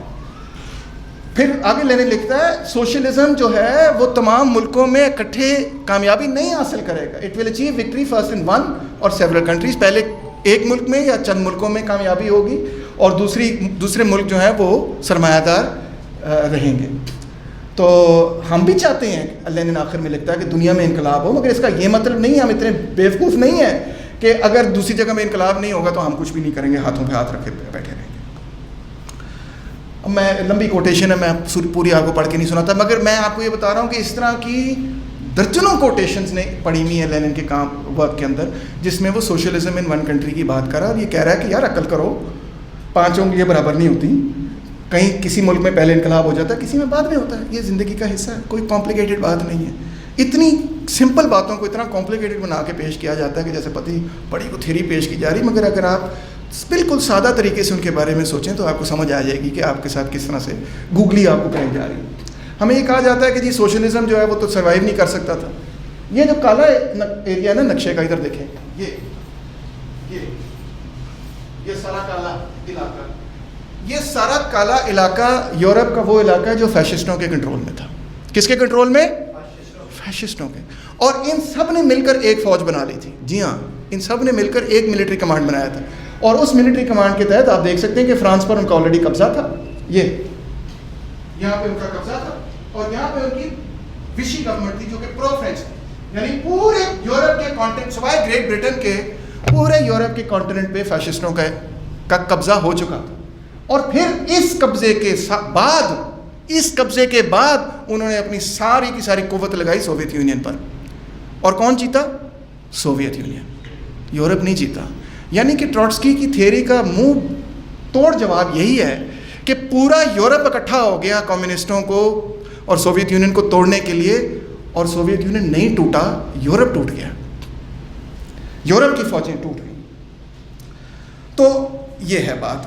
اب آتے ہیں سوویت یونین کی توڑ پھوڑ پر. ان ساری تھیریز میں جو بات کامن ہے وہ یہ ہے کہ میں سمجھتا ہوں یہ ساری تھیریز اے ہسٹوریکل ہیں, اس سینس میں کہ ان میں سے ایک بھی تھیری ان ایکچوئل سرکمسٹانسز کو تو دیکھتی نہیں جس وجہ سے سوویت یونین ٹوٹا. ان پالیسیز کا ذکر ہی نہیں ہوتا جن پالیسیز کے نتیجے میں سوویت یونین ٹوٹا. پیرسٹروئکا کا ذکر ہی نہیں ہوتا, اس کا کوئی انالیسس ہی نہیں ہے. گلوسناست کا ذکر ہی نہیں ہوتا, اس کا کوئی انالیسس ہی نہیں ہے. گورباچوف کا ذکر ہی نہیں ہوتا, یلٹسن کا ذکر ہی نہیں ہوتا, کوئی انالیسس ہی نہیں. ہم سرچ کر رہے ہیں کہ سوویت یونین 1991 میں اس وجہ سے ٹوٹا کیونکہ 1930 میں پتہ نہیں کچھ ہو گیا تھا جس کی وجہ سے 1921. یہ ایسی بات ہے کہ ہم آج کے حالات جو ہے نا 1950 میں ڈھونڈ رہے ہیں کہ آج پاکستان میں سیکولرزم اس وجہ سے ہے یا نہیں ہے کیونکہ محمد علی جناح نے 11 اگست کو وہ تقریر کر دی اور یہ تقریر نہیں کی. بھائی ہسٹری ہے پوری, اس کی بات ہوئی ہے, اس کو دیکھنا ہے. ضیاء امریت آئی نہیں آئی, گئی, کیا ہوا. اسی طرح سوویت یونین کی تاریخ کو بھی دیکھنے کی ضرورت ہے اور ایکچوئل ہسٹری کو. نہ کہ یہ اے پرایورا ہے آپ فلسافیکل پریمس بنا دیں کہ یہ فطرت کے خلاف اس لیے ٹوٹ گیا تھا. اگر فطرت کے خلاف تھا تو بڑا قائم کیسے ہوا تھا اگر اتنا ہی فطرت کے خلاف تھا؟ اس کی پولیٹیکل اکانومی خراب ہے, انسینٹیوز نہیں ہے. اگر انسینٹیوز نہیں ہے تو سپر پاور کیسے بن گیا تھا؟ یہ بڑی کمزور ریاست تھی, بڑی شفاف ڈکٹیٹرشپ تھی. اگر اتنی شفاف ڈکٹیٹرشپ تھی تو ملینز آف لوگوں نے اپنی جانیں کیوں قربان کر دیں اس کو بچانے کے لیے؟ ہے نا امپورٹنٹ سوال. تو یہ بچکانہ قسم کی تھیریز کو رد کرتے ہوئے آئیے ایکچوئل ایگزامینیشن کرتے ہیں کہ سوویت یونین میں کیا پالیٹکس ہو رہی تھی, واٹ وینٹ رانگ. آبویسلی ایک لیول پہ تو ہمارے پاس بہت سارے انٹرنیشنل فیکٹرز ہیں, میں ان پہ الیبوریٹ نہیں کروں گا کیونکہ ان کے بارے میں ہم جانتے ہیں. سامراج کی کوشش تھی اور کئی طریقوں سے, کئی ذرائع سے, کہ وہاں پہ جاسوسی بھی کرو, یہ بھی کرو, معاشی طور پہ ان کو ڈاؤن کرو وغیرہ وغیرہ, پروپیگنڈا کرو. میں اس میں جاتا ہی نہیں, وہ تو ہونا ہی ہونا ہے. ڈومیسٹک فیکٹرز کو دیکھتے ہیں. ہاں, اب میرے ساتھی نے بڑا اچھا سوال پوچھا, آپ نے بڑا اچھا سوال پوچھا. آپ نے پوچھا کہ جی یہ تو ایک پیزنٹ سوسائٹی میں آپ سوشلزم کھڑا کرنے کی کوشش کریں تو بڑا اوکھا کام ہے. ایبسولوٹلی رائٹ, بہت اوکھا کام ہے. اور اس بات کو وہ پہچانتے تھے بولشیوکس کہ ہمیں نہ صرف سوشلزم بنانا ہے, سوشلزم سے پہلے جو انڈسٹریل ریولوشن کرنا ہے وہ بھی ہم نہیں کرنا ہے. جو ثقافت پیدا کرنی ہے, ایک نئی جمہوری ثقافت, وہ بھی ہم نہیں کرنی. یعنی کہ ہم پیچھے سے شروع کر رہے ہیں اور یہ کام زیادہ مشکل ہے اور دیر پا اور لمبا, اور اس میں بہت سارے ایسے اور مسائل آئیں گے جو کہ شاید یورپ میں نہ ہوں. اچھا, پھر یو ایس ایس آر کے اندر ایک سیکنڈ اکانومی بھی قائم تھی. سیکنڈ اکانومی سے مطلب یہ ہے کہ میں نے اتنا پرزہ بنا دیا, 1000 پرزہ بنا دیا, کسی دوسری جگہ میں 500 پرزہ چلا گیا, کسی تیسری جگہ میں 200 گیا, وہاں پہ قلت پڑ گئی 100 پرزے کی. اب کوئی میرے پاس آیا, اس نے کہا جی وہ آپ 100 پرزہ مجھے اتنے روپے کا بیچ دیں, جو اسٹینڈرڈ ریٹ ہے. میں نے اس کو بیچ دیا, اس نے جا کے ادھر جا کے مہنگے داموں میں بیچ کے تو ان کی ضرورت بھی پوری کر دی, مگر بیچ میں یہ جو ان بٹوین بندہ بن گیا نا, یہ اس کو سیکنڈ اکانومی کہتے تھے. بلیک اکانومی تھی جس میں ایسے لوگ پیدا ہوئے جن کا کام ہی یہ تھا کہ وہ ایک جگہ سے دوسری جگہ چیزوں کو بناتے کچھ نہیں تھے, وہ پروڈکشن نہیں کرتے تھے, مگر ایک جگہ سے دوسری جگہ چیزوں کو منتقل کر کے اس میں سے پیسہ کماتے تھے. اور پھر تیسرا فیکٹر یہ تھا کہ سوویت یونین کے اندر جو انٹلیکچوئلس تھے اور جو بیوروکریٹس وغیرہ تھے, جب وہ یورپ کی طرف دیکھتے تھے وہ کہتے تھے کہ یار وہاں یورپ میں جو ہمارے لیول کا بندہ ہوتا ہے وہ تو شان و شوکت میں رہتا ہے. یورپ کا جو سی ای او ہے وہ جس کوٹھی میں رہتا ہے وہ تو جو ڈولچے اینڈ گبانا کا بیگ اس نے پہنا ہوتا ہے, اس کی کوٹھی اتنی بڑی ہوتی ہے. تو ان میں بھی ایک طلب تھی کہ ہمارے پاس بھی ایسی زندگی ہو. اور میں نہیں کہتا کہ وہ طلب غلط تھی, مگر وہ طلب کو حاصل کرنے کا طریقہ بہت غلط تھا. تو 1956 میں ایک بہت بڑی تبدیلی آئی communist party of Soviet Union میں, جو ٹروٹسکائٹ آپ نہ تو ٹروٹسکائٹ آپ کو بتاتے ہیں نہ کوئی اور بندہ آپ کو بتاتا ہے. وہ یہ ہے کہ 20ویں کانگریس میں نکیٹا کروشچوف نے کھڑے ہو کے تقریر کر کے یہ بات کہی کہ ہماری پارٹی اب اسٹالن کو ٹوٹلی ریجیکٹ کرتی ہے. یعنی پارٹی جو کہ پہلے اسٹالن کو اپنا ہیرو مانتی تھی, اب اس پارٹی نے کہا کہ وہ ہمارا ہیرو نہیں ہے اور جو اس کی پالیسیز ہیں اس پہ ہم نہیں چلیں گے. اس پورے پروسیس کو ہم کہتے ہیں ڈی اسٹالنائزیشن. اور یہ کوئی عام بات نہیں تھی. اس پالیسی کے نتیجے میں وہ لوگ جو کہ اسٹالن کے سب سے قریبی ساتھی تھے اور سپورٹرز تھے اسٹالن کے, ان کو پارٹی سے پرج کر دیا گیا, ان کو پارٹی سے نکالا گیا. اس میں بہت سینئر لوگ بھی تھے, ورشلوف, مولوٹوف وغیرہ جو کہ خود جنرل سیکرٹری بن سکتے تھے, کاگانووچ وغیرہ, بہت سارے لوگ تھے, مگر اور رینک اینڈ فائل کے لوگ بھی تھے. ان سب کو پرج کیا گیا کہ ان کو نکالو, یہ اسٹالنسٹ ہیں, یہ غلط لوگ ہیں. اچھا, یہ جب خروشچوف نے اپنی تقریر کی اور اس تقریر میں اس نے بڑے دعوے کیے جو کہ وہ ثابت نہیں کر سکتا اور کوئی بھی ثابت نہیں کر سکا. اس کی ایک وجہ یہ بھی تھی کہ ورلڈ وار 2 میں خروشچوف کے جو ایک بچہ تھا وہ پکڑا گیا جنگ میں, اور اس کی بڑی خواہش تھی کہ اسٹالن اور پارٹی جو ہے نا اس کے اپنے بچے کو بچا لے, مگر انہوں نے نہیں کیا. اسٹالن نے اپنے بچے کو نہیں بچایا, کسی اور کے بچے کو بھی نہیں بچانا تھا اس نے. یاکولیو اسٹالن کا اپنا بیٹا تھا جو پکڑا گیا اور مارا گیا ورلڈ وار 2 میں. تو اس کو ریزنٹمنٹ بھی تھی اس بات پہ. مگر بہرحال اس نے وہ تقریر کی. اس تقریر کے بعد اس کو موساد نے اسمگل کر کے پرنٹ کیا. جب پرنٹ کیا تو اتنا ڈیمیج ہوا کمیونسٹ موومنٹ کو کہ آپ اندازہ کریں کہ یورپ کے اندر خاص طور پہ اس کے بعد کمیونسٹ موومنٹ ریکور نہیں کی. تقریباً آن ایوریج 1/3 جو کمیونسٹ موومنٹ کی جو ممبرشپ تھی انہوں نے اس تقریر کو سننے کے بعد پارٹی سے استعفیٰ دے دیا. یہ حقیقت, اتنی ڈیمیجنگ کانگریس تھی. آج بھی جب آپ کمیونسٹ لٹریچر, کمیونسٹ پارٹیوں کا لٹریچر اٹھا کے دیکھیں تو وہ یہ کہتے ہیں کہ یہ جو ٹرن تھا, یہ جو سوئچ تھا, اس سے زیادہ نقصان ہمیں شاید ہی کسی تقریر نے کیا اور جتنا اس تقریر نے نقصان کیا اور اس چینج نے نقصان کیا. پھر خروشچوف نے کیوبا کے اندر بھی بڑا ایڈونچر کیا اور اس نے معاشی نظام کو بھی تبدیل کرنا شروع کیا, equalisation of wages, liquidation of machine and tractor station, اور پھر آخر میں اس نے ایک ورجن لینڈ اسکیم شروع کی جو کہ اسکیم اچھی تھی مگر اس نے اتنی بری طرح سے اس کو امپلیمنٹ کیا کہ وہ ٹوٹل فلاپ ہو گئی. یعنی کہ معاشی اعتبار سے خروشچوف فلاپ تھا. جب وہ فلاپ ثابت ہوا تو اس کو جنرل سیکرٹری سے ہٹا دیا. ہاں, اور اس کے ہٹنے سے پہلے سب سے بڑا نقصان تو یہ ہوا کہ بین الاقوامی طور پہ جو کمیونسٹ موومنٹ ایک تحریک اتنی بڑی تحریک تھی کہ پوری دنیا کے اندر کمیونسٹ جو ہے نا, اگر ساری کمیونسٹ پارٹیاں مل کے ایک فیصلہ کرتی تھی تو پوری دنیا میں کمیونسٹ جو ہیں اس فیصلے کے اوپر جواب دیتے تھے اور کہتے تھے کہ ہم یہ کریں گے, چاہے کوئی ویتنام میں ہو, چاہے کوئی افریقہ میں بیٹھا ہو. میسو لیول کی انٹرنیشنل موومنٹ تھی. اس ساری موومنٹ خروشچوف کی وجہ سے وہ ساری موومنٹ تتر بتر ہو گئی, سپلٹس ہو گئے. ایک طرف ہوجا, ایک طرف چائنا, ایک طرف پرو سوویت پارٹیز, اور پھر ان کی آپس کی لڑائی جو اتنی تیز ہو گئی کہ جس کے نتیجے میں بڑا شدید نقصان ہو. سیدھی بات ہے. مگر بہرحال تھرڈ ورلڈ کے اندر کمیونسٹ موومنٹ جو ہے وہ پھیل رہی تھی, ابھی بھی پھیل رہی تھی. ان سب چیزوں کے باوجود اس کی مین وجہ یہ تھی کہ تھرڈ ورلڈ کے اندر نیشنل لبریشن سٹرگلز جاری تھی اور ان نیشنل لبریشن سٹرگلز نے کمیونزم اور مارکسزم کو اپنایا. تو اب دیکھتے ہیں دوسرے فیز میں جب خروشچوف کو ہٹا دیا گیا تو پھر بھی چیزیں جو ہے واپسی کی طرف نہیں آئیں یا نارملائزیشن کی طرف کچھ بہتر ہوئیں, مگر اس میں بھی کچھ ایسی پالیسیز تھیں جو کہ انتہائی تشویشناک تھیں, خاص طور پہ معاشی پالیسیز. سیاسی پالیسیز میں تو یہ تھا کہ انہوں نے ایک تھیسس دیا کہ ہم naan capitalist path of development کو سپورٹ کریں گے. یہ کیا عجیب و غریب سا تھیسس تھا. یہ سوشلسٹ بھی نہیں ہے, کیپٹلسٹ بھی نہیں ہے, مگر کیپٹلسٹ اور سوشلزم کے بیچ میں کوئی نان کیپٹلسٹ پاتھ ہے. وہ کیا بلا ہے؟ وہ بلا یہ ہے کہ جب نیشنل لبریشن موومنٹس خاص طور پہ مڈل ایسٹ کے اندر شروع ہوئی, ناصرزم اور پین عرب سوشلزم اور نہرو کی اپنی گورنمنٹ اور نان الائن موومنٹ وغیرہ, تو ان کو وہ کوئی ایسا تھیوریٹیکل فریم ورک دینا چاہتے تھے کہ جس میں وہ یہ ثابت کریں کہ یہ بھی کمیونسٹ ہی ہے, یہ بھی ہمارے ساتھ ہے. اب وہ ملک ممالک جو تھے سوویت یونین کے ساتھ جڑے ضرور ہوئے تھے مگر وہ کمیونسٹ ایز سچ نہیں تھے.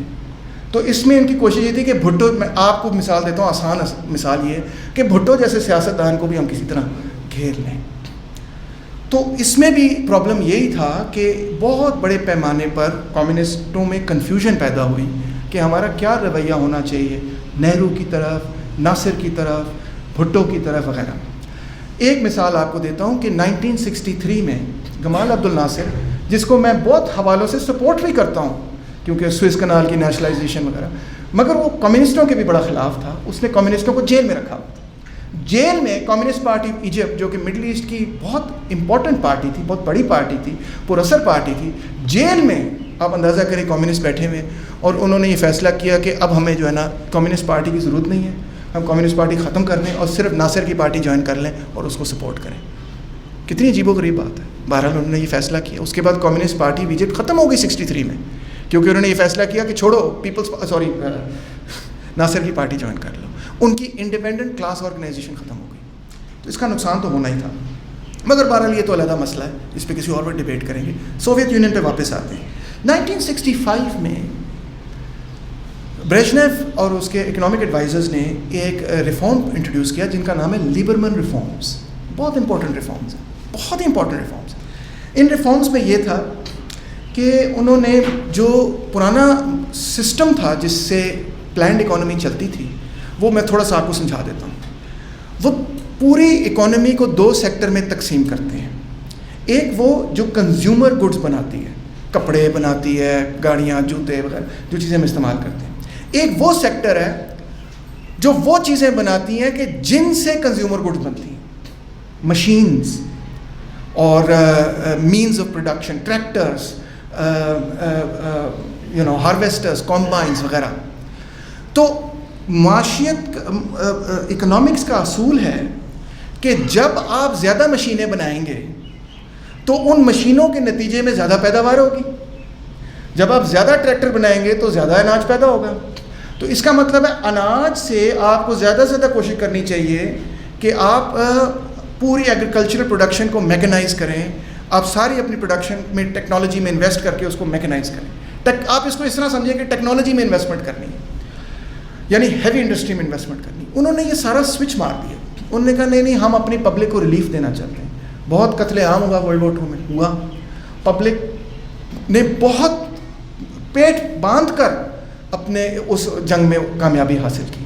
انہوں نے کہا ہم پبلک کو ریلیف دینا چاہتے ہیں. بالکل دیں. انہوں نے ریلیف دی. اور بریجنیو کے پیریڈ کے اندر لوگوں نے گھر میں اے سی لگا لیے, لوگوں نے گھر میں فریج لگا لیے, لوگوں کے پاس نئی قسم کی کنزیومر گڈز آ گئے, گاڑیاں لے لیں, گھر لے لیے. اسٹینڈرڈ آف لیونگ بہت بہتر ہوا, 3-4 گنا بہتر ہو گیا. مگر ایٹ دا سیم ٹائم اس کا لانگ ٹرم امپیکٹ یہ تھا کہ rate of growth slow down ہونا شروع ہو گیا, کیونکہ ٹیکنالوجی کے اندر انویسٹمنٹ آپ نے سلو کر دی, ہیوی انڈسٹری کے اندر انویسٹمنٹ سلو کر دی. اور دوسرا یہ کہ آپ نے جو ری انویسٹمنٹ تھی وہ فیکٹری لیول پہ, انٹرپرائز لیول پہ ڈیوالو کر دی ہے. میں کمپلیکس ٹرمز استعمال کر رہا ہوں, تھوڑا آسان کر کے بتاتا ہوں کہ جو زائد پیداوار ہوگی اس کو فیکٹری کا مینیجر وہیں پہ ہی استعمال کرے گا, بجائے اس کے کہ وہ گوس پلان میں, ایک سینٹرل پلان میں جا کر استعمال ہو, سوائے ملٹری کے اور سینسٹیو انڈسٹریز کے. اب اس سے اکانومی میں سلو ڈاؤن آنا ہی تھا. انڈرسٹوڈ بات ہے, ہر اکانومسٹ یہ جانتا ہے کہ اگر آپ کنزیومر گڈ زیادہ بنائیں گے تو آپ کی rate of growth slow down ہو جائے گی. کوئی سائنس نہیں, کوئی راکٹ سائنس نہیں, آسان بات ہے سمجھنے والی. مگر اگر آپ کنزیومر گڈ زیادہ بنائیں گے تو پبلک خوش ہو جائے گی کیونکہ ان کو کنزیومر گڈز مل رہے ہیں, مگر مزید آپ کی آگے گروتھ سلو ہوگی. تو ایسا ہی ہوا کہ بائی دا 1980s جو سوویت یونین کا اتنا تیز ریٹ آف گروتھ تھا اس میں آہستہ آہستہ تھوڑی سی ڈکلائن آئی. بہت بڑی ڈکلائن نہیں تھی, چھوٹی سی ڈکلائن آئی. جب وہ ڈکلائن آئی, ابھی بھی وہ امریکن اکانومی سے بہتر پرفارم کر رہے تھے, کیچ اپ کر رہے تھے, مگر تھوڑی سی ڈکلائن آئی. جب وہ ڈکلائن آئی تو مسٹر گورباچوف جنرل سیکرٹری بنے تو انہوں نے کہا کہ ہمیں ریسٹرکچر کرنے کی ضرورت ہے. انہوں نے پیرستروئکا یعنی کہ ریسٹرکچرنگ انٹروڈیوس کرائی, جو کہ ایک بہت بڑا معاشی ڈیزاسٹر تھا. کوئی بات ہی نہیں کرتا اس پہ. کیا ڈیزاسٹر تھا؟ انہوں نے کہا کہ decline in growth was not a consequence of investment priority. Investment priority کی وجہ سے ڈکلائن نہیں ہوئی, ہمیں اور چیزیں کرنی پڑیں گی. انہوں نے کہا کہ ہم فورن انویسٹمنٹ بلائیں گے سوویت یونین کے اندر, جوائنٹ وینچرز کرائیں گے, ہم اسٹیٹ انٹرپرائزز کو کوآپریٹیوز میں تبدیل کر دیں گے, ہم پرائیویٹ انیشیٹو اور مطلب کیپٹلزم کو انٹروڈیوس کرائیں گے. ایک طرح سے سیدھی بات ہے جو کرنے میں. اور وہ ڈیزاسٹر تھا اکانومی کی. 85 سے لے کے 89 تک, 89 میں سوویت اکانومی کے ستیہ ناش کر دیا تھا پیرسٹروئکا نے.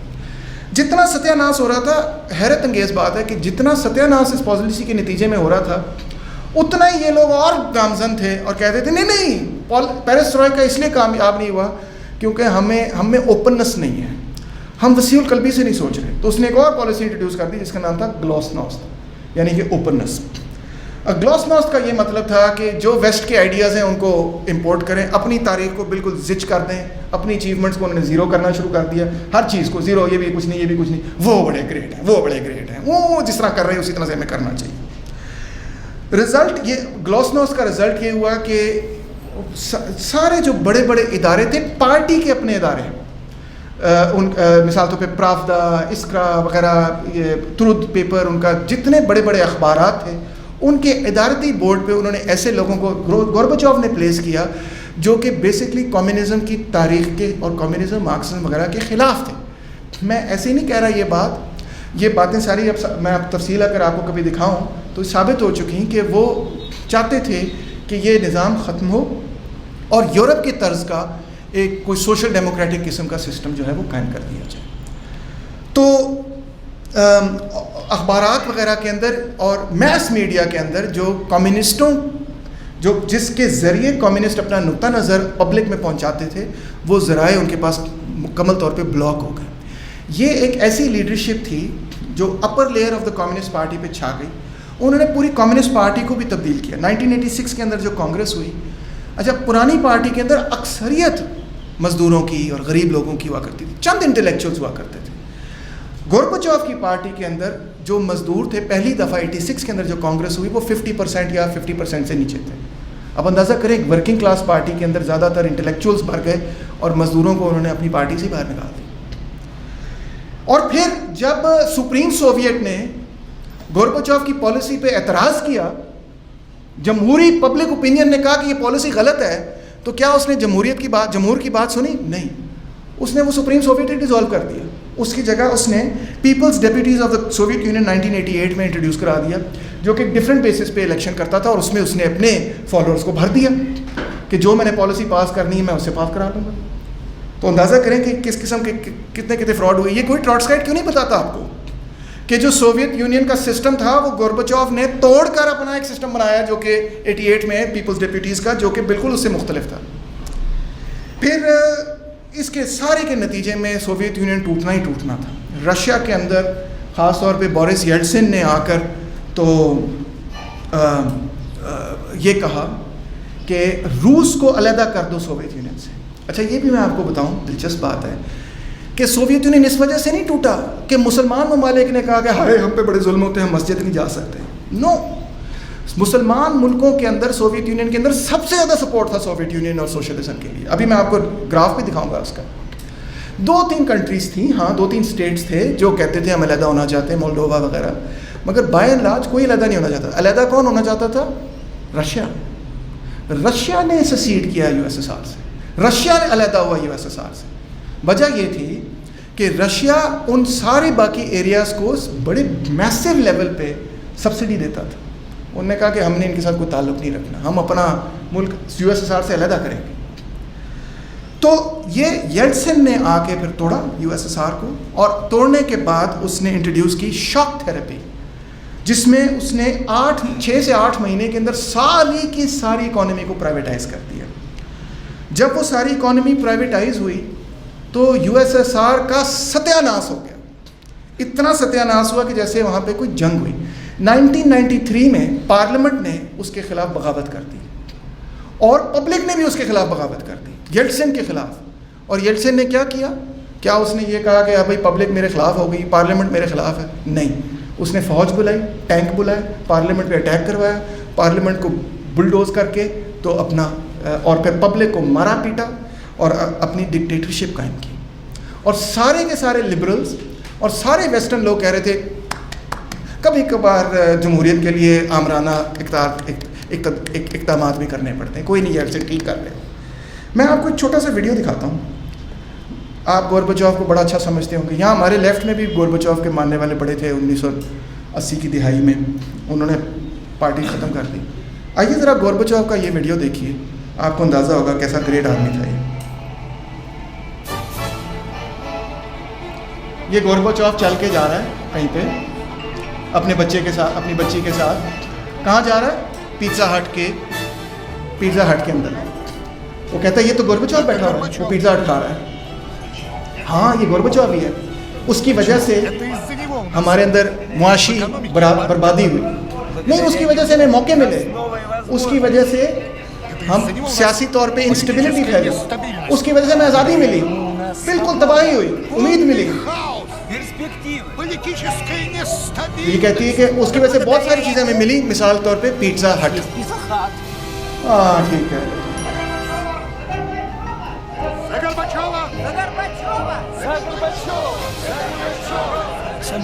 لو جی, nothing brings people together like pizza hut. یہ ہے جناب general secretary of the communist party, جو دنیا کی سب سے طاقتور, کمیونسٹ پارٹی کی دنیا کی سب سے طاقتور ریاست سمجھی جاتی تھی. یہ پیزا ہٹ کے کمرشل بیٹھ کے کر رہا ہے, اور ہمیں کیا سبق سکھا رہا ہے کہ یہ آزادی ہے کہ ہم جا کے پیزا ہٹ کھا سکتے ہیں.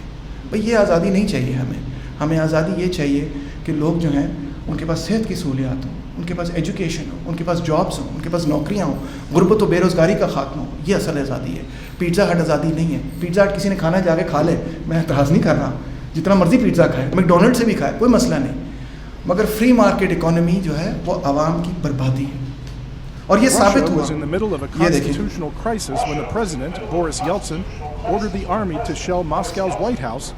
یہ کانسٹیٹیوشنل کرائسس ہے, یہ پارلیمنٹ پہ حملہ, ٹینکوں سے پارلیمنٹ کو مارا جا رہا ہے یلتسن کے پیریڈ کے اندر.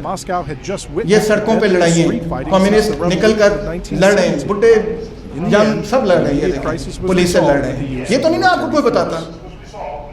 After the Soviet ये Union फौज जिसने collapsed बुला in the December 1991, Russian President Boris ये आपको Yeltsin कुछ launched a कभी set of आपने देखा है ये radical economic फुटेज reforms किसी टीवी स्टेशन aimed पे at dismantling किसी the लेफ्टिस्ट ने command आपको बताया economy and swiftly creating free market ये conditions. वजह क्या थी कि जो बेरोजगारी पैदा हुई जब उसने Opposed the quick capitalism introduce किया transformation तो पूरी पार्लियामेंट उसके खिलाफ also होगी grew पब्लिक over उसके the खिलाफ balance होगी of power between the legislative and executive branches.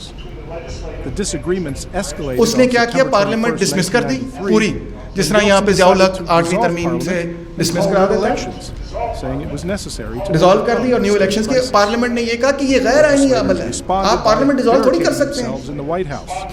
They voted to impeach Yeltsin उन्होंने for अपने आप को violating the पार्लियामेंट Constitution. में खड़े हो गए उन्होंने कहा हम लेंगे ही नहीं Meantime, यहाँ thousands से of उसने people टैंक marched बुला in लिए Moscow streets to ये support देखें पब्लिक parliament कितनी निकली and एल्सन के protest खिलाफ against unpopular reforms. कि भाई ये पार्लियामेंट के हक में निकली कम्युनिस्ट निकले Barricades were constructed, and the ये first कम्युनिस्ट लड़ रहे हैं देखें बस को धक्का दे रहे हैं यहाँ पे वो लाल झंडे आपको नजर आ रहे हैं After the demonstrators ये पुलिस से लड़ रहे attacked the हैं television studio and the mayor's office, ये लोकल टीवी स्टेशन को उन्होंने टेक ओवर कर लिया conflict उसने स्टेट ऑफ इमरजेंसी डिक्लेयर कर दी ये देखें 1993, टैंक बुला लिए when Yeltsin ordered the army to take up positions around the White House.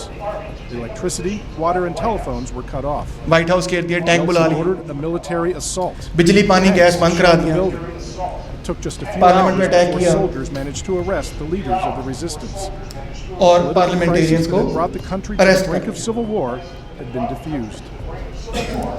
In the end, अब आप according to अंदाजा official करें कि ये figures, क्या है 187 people ये died. जमहूरियत आप ये जमहूरी निज़ाम आप दे रहे हैं 437 हमें clashes. जिसमें लोगों की बर्बादी हो और लोगों की जिंदगियां तबाह बर्बाद हो जाएं और आप कहते हैं ये 3 months democracy later, a new ऐसी डेमोक्रेसी constitution was नहीं approved. तो allowing मैं ये Yeltsin कहता हूँ to create a sir strong जनाब के presence exists in socialism Russia defeat हुआ to this है day. शिकस्त उसको हुई है मगर सोशलिज्म फेलियर नहीं है फेलियर तो कैपिटलिज्म है ये सबूत है आपके सामने लाल लकीर में आपको नज़र आ रहा है यूएसएसआर की ग्रोथ और नीली लकीर में आपको नज़र आ रही है रशिया की इकोनॉमिक डेवलपमेंट आप देखें जैसे ही सोवियत यूनियन टूटता है तो और प्लान्ड इकॉनमी सोशलिस्ट इकॉनमी टूटती है तो कैसा उनका डिक्लाइन होता है इतना बुरा डिक्लाइन है कि आप देखें कि 2008 में जाके वो उस लेवल पे आते हैं तकरीबन जो 1990 के लेवल में थे और अगर यही ग्रोथ रेट रहती अगर इधर से आप लकीर केस के ऊपर लेके जाएं तो कहाँ होती उनकी इकॉनमी आज वो कहाँ सारी लॉस्ट ग्रोथ कहाँ पे है आप खुद अंदाज़ा कर सकते हैं ठीक है ना और ये जो ग्रोथ आपको 2000 के बाद नज़र आ रही है इसकी भी मैं आपको वजह बता देता हूँ इसकी वजह जो है ना वो ये है सॉरी इसकी वजह ये क्या है ऑयल प्राइसेस ये देखें ये ओपेक ने 73 में जब अपना एम्बार्गो लगाया तो क्या करके प्राइस ऊपर चली 600% 300% चढ़ी अच्छा ये प्राइस यहाँ पे आई हुई थी फिर उसके बाद वो नीचे गिरी यहाँ पे प्राइस आई थी 2000 अब 2000 से प्राइस ये देखें वो ऊपर तक गई ये जो ऊपर तक गई तो प्यूटिन ने एक पॉलिसी अपनाई मैं बताता हूँ आपकी पॉलिसी क्या थी उसका नाम था नेशनल चैंपियन स्ट्रेटजी उसने ये कहा कि चंद इंडस्ट्रीज इतनी अहम है कि उनको हम अगरचे वो प्राइवेट हों या पब्लिक हों जो भी हों उनमें हुकूमती जो अहकाम है वही चलेगा यानी कि वो फ्री मार्केट इकोनॉमी के प्रिंसिपल्स के तहत हम चलाएंगे नहीं ऑयल और गैस ख़ास तौर पे तो और ऑयल और गैस उसने हुकूमत के कंट्रोल में ली और ऑयल उसने बेची बाहर जो ऑयल बिका बाहर उससे उसने जो पैसे कमाए तो उसकी वजह से कुछ हद तक रशिया जो है रिकवर करने में कामयाब हुआ मगर कोई नई इंडस्ट्रियल डेवलपमेंट रशिया में नहीं हुई इस पूरे 30 ईयर पीरियड में खालिद साहब आप सोच सकते हैं 30 ईयर पीरियड में कोई नई डेवलपमेंट नहीं हुई ये वही इंफ्रास्ट्रक्चर है जो सोवियत यूनियन के दौर में कायम हुआ था वही ऑयल वेल्स हैं वही रिफाइनरीज हैं जो उस दौर में कायम हुई थी बस उनको चलाई जा रहे हैं तेल बेच रहे हैं that's it no new development अंदाज़ा करें आप कितना बुरा हाल है तो आए ज़रा देखें कि इंसानी लोगों के साथ क्या हुआ ये बड़ा अच्छा पेपर है इस तरह के बहुत पेपर्स हैं बाय द वे वो ये कहते हैं कि 1987-88 में जब पेरेस्ट्रोइका हो चुका था तो उस वक़्त 14 मिलियन लोग ऐसे थे सोवियत यूनियन में जो कि $2.15 a डे से कम में ज़िंदगी गुजार रहे थे यानी कि 14 मिलियन गरीब लोग थे सोवियत यूनियन में ठीक है और वो कहता है यानी कि 3.1% गुर्बत थी सोवियत यूनियन सिर्फ 3% लोग गुर्बत में थे यहाँ तो 1/3 सब गुर्बत में है by the end of the 1990s 1990 की दिहाई के आखिर में 88 मिलियन पीपल गुर्बत की लकीर से नीचे गिर चुके थे यानी कि 20% ऑफ द पॉपुलेशन गुर्बत की लकीर से नीचे गिर चुके थर्ड वर्ल्ड कंट्री बन गई जिस तरह हम हैं उसी तरह वो भी हो गए कितना बड़ा फ़र्क है आइए ये देखिए یہ میں نہیں کہہ رہا, کوئی کمیونسٹ نہیں کہہ رہا, یہ United Nations development programme UN کی رپورٹ ہے, UNDP کالڈ ٹرانزیشن 1999. اس میں وہ یہ لکھتے ہیں the regional human development report finds, ہماری رپورٹ سے یہ پتہ چلا ہے کہ الکوہولزم, ڈرگ ابیوز اور suicide have claimed the lives of 9.77 million adults in these transition countries since 1990. یعنی کہ تقریباً 10 ملین, 1 کروڑ بندے نے اپنی جان جو ہے لے لی ہے, کس سے, نشہ کر کے اور اپنی جان سوسائڈ کر کے اور الکوہولزم اور ڈرگ یوز کے ذریعے. کیوں؟ کیونکہ معاشی حالات اتنے خراب ہو چکے ہیں کہ لوگوں نے اپنی زندگیاں برباد کر دی. 10 ملین, یعنی کہ سوویت یونین کے اندر ڈی پاپولیشن ہوئی ہے, باقاعدہ تباہی اتنی ہوئی ہے کہ ڈی پاپولیشن, 10 ملین لوگوں کا مرنا تو یہ جنگ کے برابر ہے. یہ معاشی جنگ ہی ہے, معاشی قتل عام تھا یہ لوگوں کا. سرمایہ داری نظام جو وہاں پہ ریسٹور ہوا تو عوام کا معاشی قتل عام ریسٹور ہوا. اب رشیا کچھ ہل رہا ہے, ہلنے کی کوشش کر رہا ہے, ان زنجیروں سے نکلنے کی کوشش کر رہا ہے. پیوٹن نے, میں نے آپ کو بتایا جس طرح کہ نیشنل چیمپئن اسٹریٹجی لگائی, پھر اس کے بعد اس نے ریڈ آرمی کا سارا انسگنیا ریسٹور کر دیا.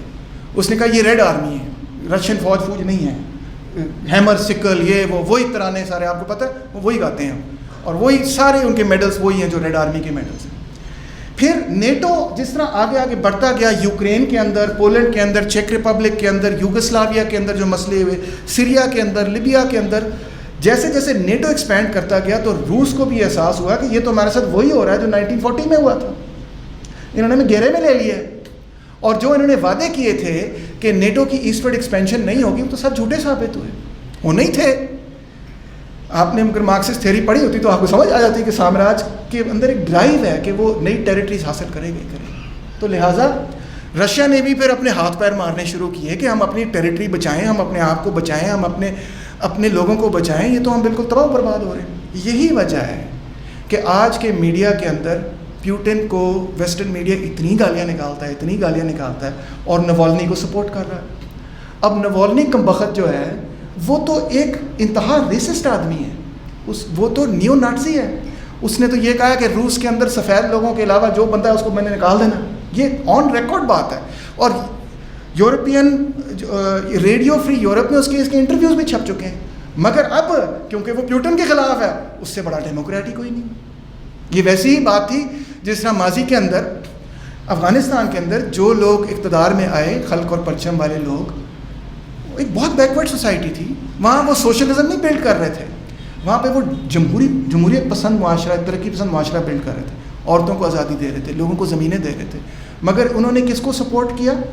انہوں نے گلبدین حکمت یار جیسے لوگوں کو سپورٹ کیا. انہوں نے اس سوسائٹی کو برباد کر دیا, افغانستان کو. اس جہاد نے افغانستان کی بربادی کی اور پاکستان کی بربادی کی. انہوں نے فیشسٹوں کو سپورٹ کیا, کسی بھی ایسی جہاں پہ ان کے مفادات ہوتے ہیں وہ گندے سے گندے ٹیررسٹوں کو بھی سپورٹ کر دیتے ہیں. لے جی, اب پیوٹن کی ہو گئی شکست. یہ بھی میں آپ کو دلچسپ بات بتاؤں. یہ دیکھیں آخر میں آئل پرائسز اب گرنی شروع ہو گئی. گرنے کی وجہ یہ ہے کہ امریکہ کے اندر ایک نیا آئل سورس دریافت ہوا جس کو کہتے ہیں شیل آئل.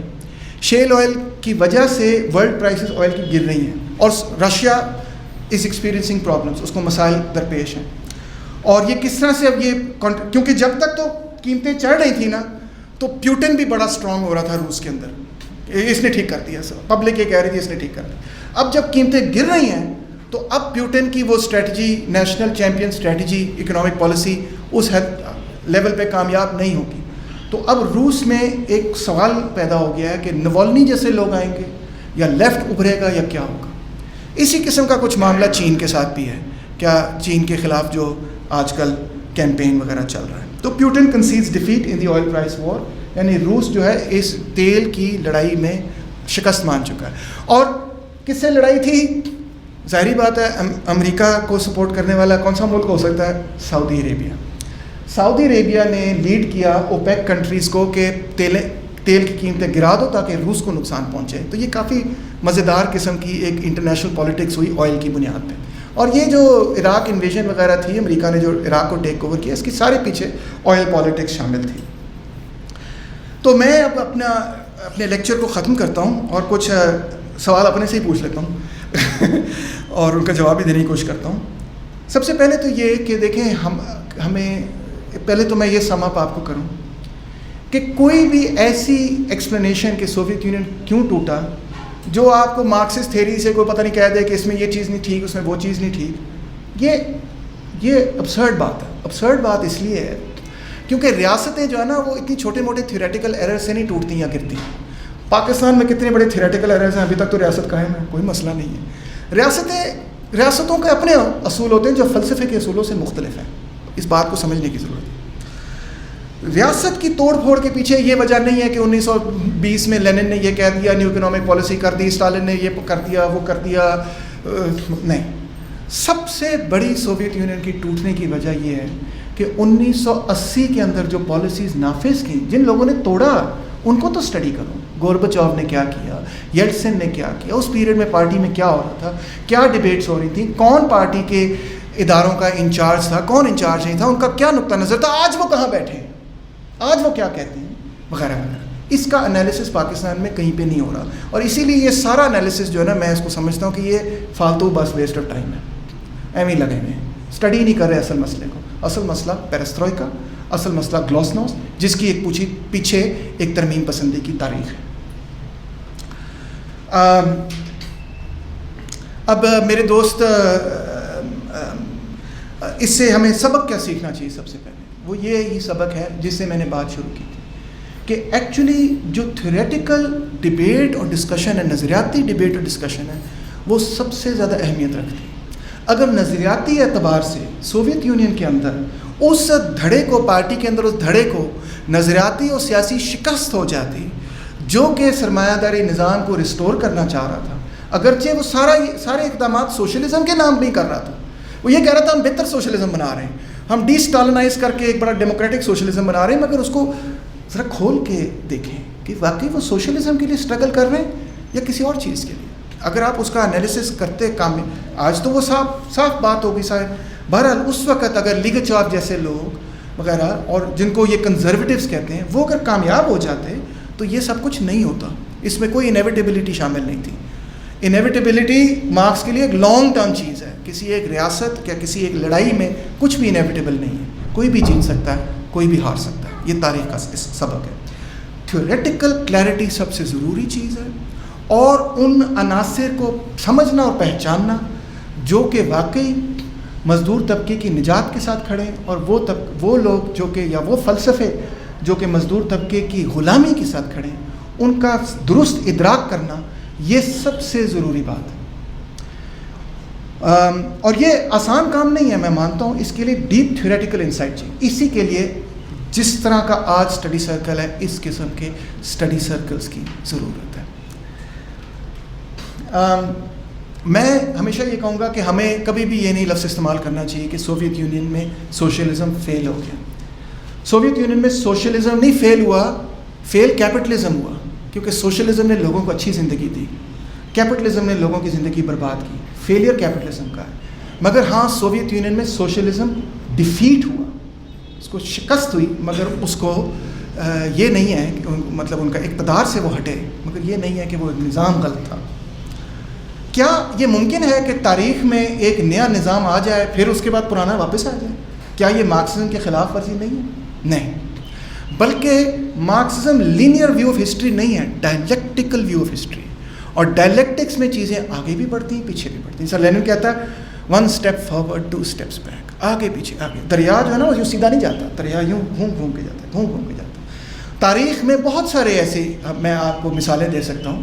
جس طرح ریفارمیشن کی اگزامپل ہے، تو اس کے فوراً بعد کاؤنٹر ریفارمیشن بھی تو شروع ہوئی، اور جو پروٹیسٹنٹس نے اچیو کیا وہ سارا کیتھولک چرچ نے ریورس بھی تو کیا. ٹھیک ہے. اگر فرینچ ریولیوشن کی اگزامپل ہے تو اس کے بعد بوناپارٹس ریئیکشن کی مثال بھی تو ہے. میں نے آپ کو مثالیں دی کہ بوناپارٹ آ گیا. اگر 1968 میں NSF اور آپ لوگوں کی مدد کے نتیجے میں ایوب خان کو شکست ہوئی، آمریت کو شکست ہوئی، اور کچھ جمہوری نظام یہاں پہ قائم ہوا، تو ضیاء الحق بھی تو پھر آیا کہ نہیں آیا. کاؤنٹر ریولیوشن بھی ہوتا ہے، اور تاریخ کا پہیہ اسی طرح آگے پیچھے کرتے ہوئے ہی اپنی راہ نکالتا ہے. دوسرا سوال، کیا انڈیویجول لیڈرز امپورٹنٹ ہیں یا غیر اہم ہیں؟ افراد ضروری ہیں یا غیر اہم؟ افراد سے مطلب یہ کہ لیڈرشپ کتنا امپورٹنٹ رول پلے کرتی ہے. میں سمجھتا ہوں انتہائی امپورٹنٹ رول پلے کرتی ہے.